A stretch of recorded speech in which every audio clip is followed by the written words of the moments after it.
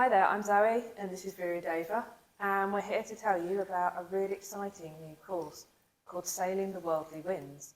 So it's going to be here at the Croydon Buddhist Centre on Thursdays, starting on the 11th of May to the 15th of June, and it'll be at 1 o'clock until 2:30 with time for tea afterwards.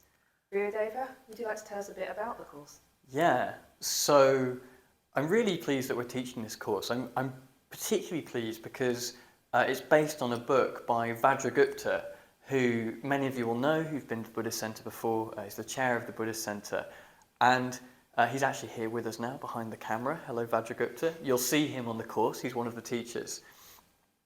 And yeah, as I say, it's based on his book, Sailing the Worldly Winds, which is about a really core and very ancient, very early Buddhist teaching about why it is that humans get themselves in a mess.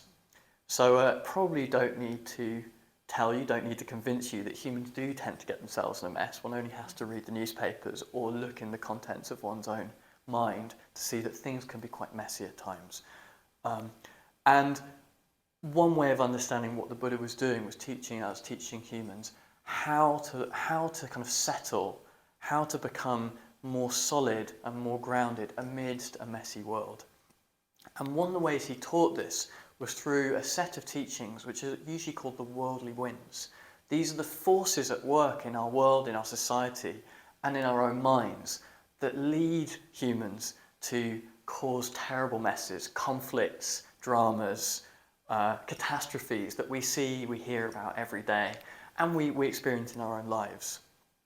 So the Buddha taught that there were four pairs of forces, four kind of opposing pairs of forces that we get blown around by that lead us into the kind of chaos that we know through our lives as humans living in 21st century London, 21st century Croydon.